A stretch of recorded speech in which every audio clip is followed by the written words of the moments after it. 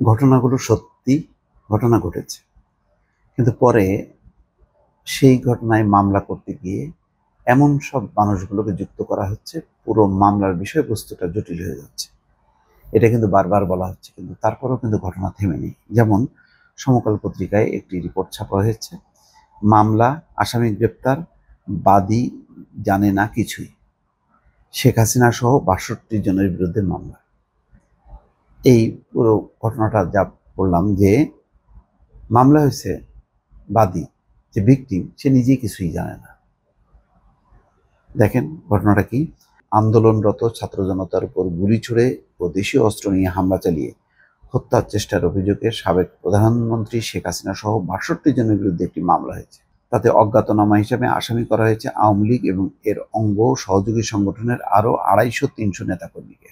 রাজধানীর হাতিরঝিল থানায় করা এই মামলায় বাদী হিসেবে নাজির আহমেদ নামে এক যুবকের নাম থাকলেও তিনি ঘটনার ব্যাপারে কিছুই জানেন না।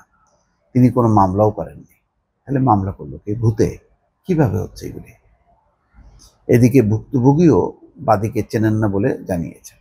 অর্থাৎ যে ভুক্তভোগী, যার নামে যিনি মামলা করেছেন, সেই ভুক্তভোগীও তাকে চেনে না। মানে বাদীকে, আসামিকে কাউকে চেনে না ভুক্তভোগী। অথচ এই মামলার একাধিক আসামিকে গ্রেপ্তার করেছে পুলিশ।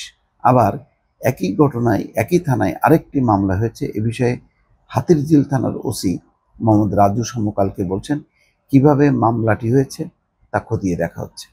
এরপর এ ব্যাপারে প্রয়োজনীয় ব্যবস্থা নেওয়া হবে। গত ২৪শে আগস্ট করা মামলার এজাহারে বলা হয়, সাবেক প্রধানমন্ত্রী শেখ হাসিনা ১৪ জুলাই এক সংবাদ সম্মেলনে শিক্ষার্থীদের রাজাকার বলে সম্বোধন করলে তারা ক্ষুব্ধ হয়ে শান্তিপূর্ণ আন্দোলনের কর্মসূচি ঘোষণা করে। এরই ধারাবাহিকতায় ও চলমান আন্দোলনের অংশ হিসেবে ৪ আগস্ট দেশব্যাপী অবস্থান কর্মসূচি দেওয়া হয়। এর সমর্থনে আমরা বাংলা মোটরের কনকর্ড টাওয়ার থেকে সিঙ্গার শোরুম পর্যন্ত অবস্থান নিই। বিভিন্ন পেশাজীবী সংগঠন এবং রাজনৈতিক দলের লোকজন সংহতি প্রকাশ করে আমাদের কর্মসূচিতে অংশ নেয়। সেদিন আনুমানিক দুপুর ১২:৩০টার দিকে সাবেক এমপি নিক্সন চৌধুরী, নুরুন্নবী চৌধুরী শাওন, ৩৬ নম্বর ওয়ার্ড কাউন্সিলর তৈমুর রেজা খোকন, ৩৫ নম্বর ওয়ার্ড যুবলীগ সভাপতি আনোয়ার হোসেন, ঢাকা মহানগর উত্তর ছাত্রলীগের সাবেক সভাপতি সৈয়দ মিজানুর রহমান, সাবেক স্বরাষ্ট্রমন্ত্রীর ব্যক্তিগত সহকারী রেজওয়ানুল হক রোমান আগ্নেয়াস্ত্র সহ জয় বাংলা স্লোগান দিতে দিতে আমাদের ঘিরে ফেলে। তাদের সঙ্গে মারাত্মক অস্ত্রশস্ত্র নিয়েছিল মামলার ১০ থেকে ৬২ নম্বর আসামি সহ আওয়ামী লীগের বিভিন্ন অঙ্গ সংগঠনের অজ্ঞাত পরিচয় ২৫০-৩০০ নেতাকর্মী। তারা আমাদের খুন জখম করে লাশ গুমের হুমকি দেয়। আমরা তাতে ভয় না পেলে তারা শেখ হাসিনা, আসাদুজ্জামান খান কামাল এবং ওবায়দুল কাদের নির্দেশে জয় বাংলা স্লোগান দেওয়া শুরু করে। এক পর্যায়ে আগ্নেয়াস্ত্রধারীরা এলোপাতাড়ি গুলি চালায় এবং অজ্ঞাতনামা আসামিরা ইট পাটকেল ছুড়ে আতঙ্ক সৃষ্টি করে।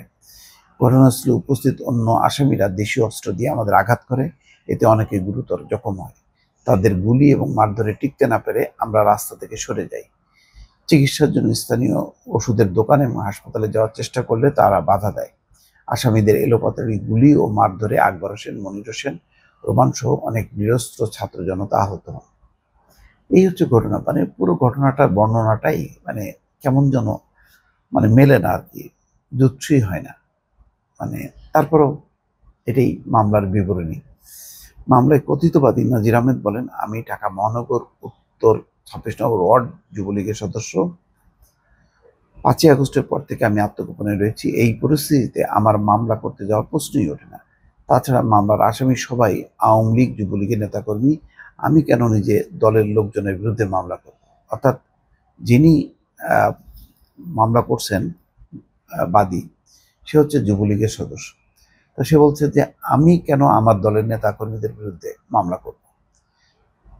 পরে বিভিন্ন সূত্রে এই মামলার কথা জানতে পারি। এই নিয়ে কথা বলার জন্য আমার বাবা মনসুর আহমেদ হাতিরঝিল থানায় গিয়েছিলেন, কিন্তু ওই সময় তিনি মামলার তদন্ত কর্মকর্তা, ওসি বা দায়িত্বশীল কাউকে পাননি।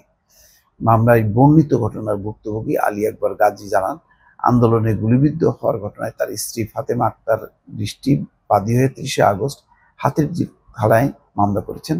এর বাইরে আর কোনো মামলার তথ্য তার জানা নেই। অপর মামলার বাদী নাজির আহমেদকে তিনি চেনেন না। তারপর 2টা মামলা হয়েছে, মানে সব কিছু মিলায় এত এত ঘটনা যেগুলি বাস্তব, আহত নিহত, কিন্তু মামলাগুলো এমনভাবে মানে রচনা করা হচ্ছে, দায়ের করা হচ্ছে, সেগুলি মানে খুবই দুঃখজনক। এসব মামলা নিয়ে আসলে বিচার কাজ কতখানি এগোবে, বিচারকরাই বা কিভাবে এই মামলার উপর ভিত্তি করে মানে বিচার কাজ পরিচালনা করবে, এটা অনেক বড় প্রশ্ন দর্শক। এই প্রশ্নের মীমাংসা যদি না হয়, তাহলে গণ অভ্যুত্থানে যারা হতাহত হলো, মানে তাদের পুরো বিষয়টাই খেলো হয়ে যাবে দর্শক। ভালো থাকবেন। আল্লাহ হাফেজ।